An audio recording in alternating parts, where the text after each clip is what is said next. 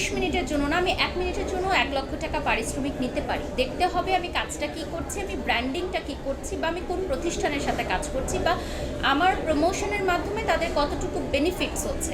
আসসালামু আলাইকুম সবাইকে। আমার ভীষণ ভালো লাগছে ইভেন বাই জুলিয়েট ক্রিয়েশনের বিজয় মেলা আয়োজনে আসতে পেরে। প্রথমেই ডিসেম্বর মাস, আমাদের খুবই ভালো লাগছে যে বিজয় মেলা এই নামটাকে তারা রেখেছেন আমাদের ডিসেম্বর মাসকে শ্রদ্ধা জানিয়ে। আর আজকের এই মেলায় কিন্তু শুধু আমি না, আমাদের অনেক তারকারাই আছেন, এছাড়া আরও ব্র্যান্ড প্রমোটাররাও এসেছেন, অনেক ব্যবসায়িক আপুরাও আছেন। আমার কাছে মনে হয় এই মিলন মেলাটা খুব দরকার ছিল আমাদের বছরের শেষে, যেহেতু শীত চলে এসেছে, শীতের পোশাকের পাশাপাশি শীতের পিঠা, নানান ধরনের আয়োজন এখানে আছে। আপনারা চলে আসবেন ধানমন্ডি মাইরা সেন্টারে।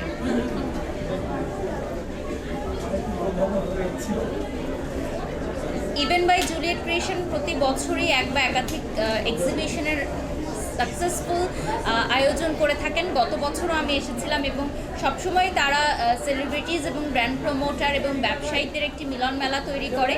আজকেও তার ব্যতিক্রম নয়। বিজয় মেলার আজকে ফার্স্ট ডে, তো আমি ওদের সফলতা কামনা করছি।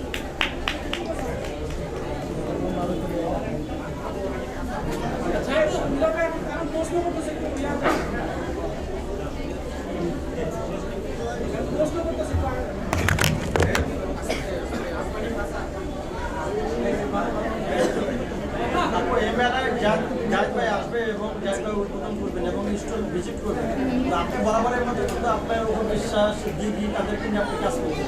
তো জাহিদ ভাইকে নিয়ে কাজ করার পরিকল্পনা লাইটটা অফ হয়ে গেছে। আপনারা জানেন যে জায়েদ খান ভাইয়া বাংলাদেশের একজন স্বনামধন্য এবং অনেক জনপ্রিয় একজন শিল্পী।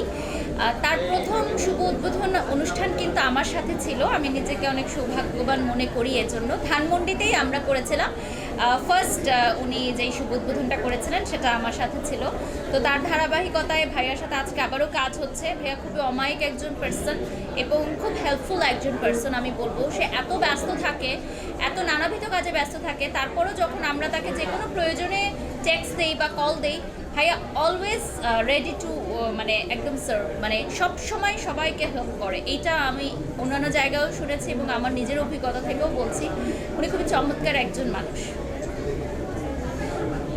আচ্ছা, যদি একটু জানতে চাই, আপনি তো জাহিদ ভাইয়ের সাথে অনেকগুলো কাজ করেছেন, সেটা থেকে আমরা দেখি যে অনেক নারী যারা অভিনেত্রী আছে বা অন্যান্য নারী উদ্যোক্তা আছে জাহিদ ভাইকে অ্যাভয়েড করে। সে জায়গা থেকে আপনার কাছে যদি জানতে চাই জাহিদ ভাইয়ের ভালো কয়েকটা দিক যদি বলতে চাই জাহিদ ভাই। এই যে ভালো দিক বললাম যে ভাইয়া অনেক অমায়িক একজন পার্সন। তার ছোটদেরকে যেভাবে তিনি স্নেহ করেন, সিনিয়র আর্টিস্টদেরকে ঠিক সেভাবেই তিনি সম্মান করেন। আরেকটা বড় গুণ হলো যে তিনি অনেক হেল্পফুল। যখন যেই সমস্যায় আমরা পড়েছি বা কোনো একটা সাজেশন চেয়েছি, অলওয়েজ আমি তাকে পাশে পেয়েছি। হ্যাঁ, দেখেছি, আমার ভীষণ ভালো লেগেছে। এটা তো ফিটনেসের একটা পার্ট, তাই না? কারণ আমি যখন জিম করতাম আমাদের কিন্তু এই ধরনের স্টান্টগুলো প্র্যাকটিস করানো হতো। যাদের ফিটনেস থাকে তারাই কিন্তু এটা করতে পারে, সবাই কিন্তু পারে না। তো জায়েদ ভাইয়া কিন্তু অনেক ফিট একজন নায়কদের মধ্যে আমি বলবো সে ফিট, এবং তার পোশাক আশাক আমার স্টাইলিং সেন্স ভীষণ ভালো লাগে।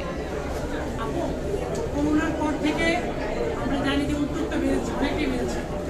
সম্প্রতি জানেন যে ফুড আপা নামে একজন ব্যক্তি, তাকে নিয়ে সামাজিক যোগাযোগ মাধ্যমে অনেক আলোচনা হয়েছে।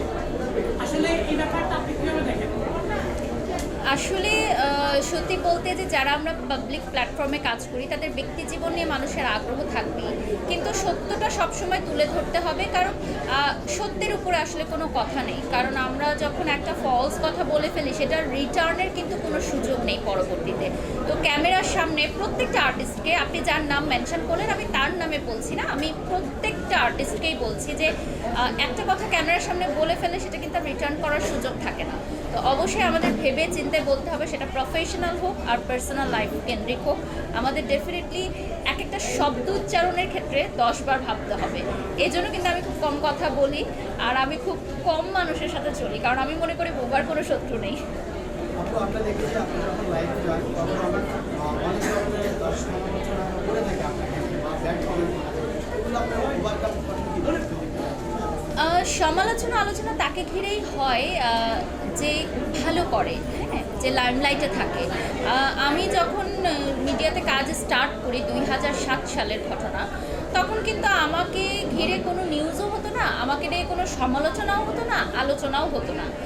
এখন আলহামদুলিল্লাহ একটা পজিশনে যাওয়ার পর আপনারা যখন গণমাধ্যমে আমার কোনো নিউজ প্রচার করেন বা আমাকে লাইভে কিছু মানুষ দেখে, তখনই কিন্তু সমালোচনা বা আলোচনা আসে। তো আমি সবসময় পজিটিভ এবং নেগেটিভ সব সমালোচনা আলোচনায় খুবই পজিটিভলি নেওয়ার চেষ্টা করি, এবং আমি মনে করি তারা যেই কমেন্টসগুলো করেন সেটা নিজস্ব ব্যক্তি অভিমত থেকে করেন। তারা আমাদের পরিবারেরও কেউ না, আমাদের কলিগও না, বা আমাদের শুভাকাঙ্ক্ষীও না। তো তাদের কথা মাথায় রেখে আসলে এগোনো ঠিক না। যারা আমাদেরকে ভালোবাসেন তাদের ভালোবাসাটা নিয়ে আমি এগিয়ে যেতে চাই। Thank you. অনেক উদ্যোক্তা আছে যারা আপনাকে আইডল মনে করে, সেই নতুন উদ্যোক্তার উদ্দেশ্যে আপনি উদ্যোক্তাদের সাথেই তো আমাদের কাজ, প্রতিনিয়ত উঠা বসা, সেটা লাইভে হোক বা ব্র্যান্ডিংয়ের ক্ষেত্রে হোক। যেমন ইভেন্ট বাই জুলিয়েট ক্রিয়েশনের যেই আপু রয়েছেন, ওনারও কিন্তু একটা ব্র্যান্ড রয়েছে, ক্লথিং ব্র্যান্ড। তো উনিও কিন্তু একজন উদ্যোক্তা প্লাস অর্গানাইজার। তো আজকে যে এখানে এসেছি, এটাও কিন্তু বলতে পারেন একটা উদ্যোক্তার প্রমোটিং করা।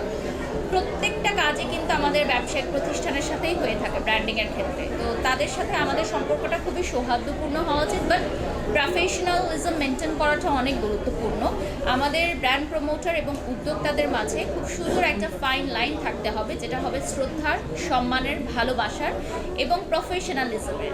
কোনো কিছুই যদি অতিরিক্ত বন্ধুত্বপূর্ণ হয়ে যায় তাহলে কিন্তু প্রফেশনালিজমটা চলে যায়, আমি মনে করি। তো আমি ব্যবসায়িক আমাদের যারা আছেন প্রত্যেকের সাথেই খুবই সুন্দর একটা সম্পর্ক মেনটেন করি, যেটা 100% প্রফেশনাল, এবং আমি প্রত্যেকটা কাজই খুব গুরুত্ব সহকারে করে থাকি। এজন্যই হয়তো উদ্যোক্তারা আমাকে আইডল মনে করেন। আপু, আপনাকে নিয়ে ইদানিং সমালোচনা হচ্ছে যে আপনি 30 মিনিটের জন্য 1 লাখ টাকা নিয়ে থাকেন। আসলে আপনি কত টাকা নিয়ে থাকেন? দেখুন, 30 মিনিটের জন্য না, আমি 1 মিনিটের জন্য 1 লক্ষ টাকা পারিশ্রমিক নিতে পারি। দেখতে হবে আমি কাজটা কি করছি, আমি ব্র্যান্ডিংটা কি করছি, বা আমি কোন প্রতিষ্ঠানের সাথে কাজ করছি, বা আমার প্রমোশনের মাধ্যমে তাদের কতটুকু বেনিফিটস হচ্ছে।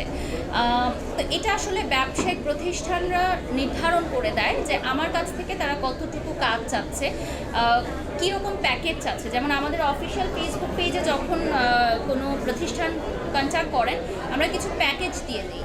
সেই প্যাকেজগুলো থেকে তারাই নির্ধারণ করে থাকেন যে তারা কত টাকার প্যাকেজ নেবেন, এবং প্যাকেজ অনুযায়ী তাদের প্রমোশনটা হয়ে থাকে। তারা যদি লক্ষ টাকার প্যাকেজ নির্ধারণ করেন, তাহলে আমরা তাদের প্রমোশনটা কিন্তু লক্ষ টাকার অধিকই করে থাকি। Thank you.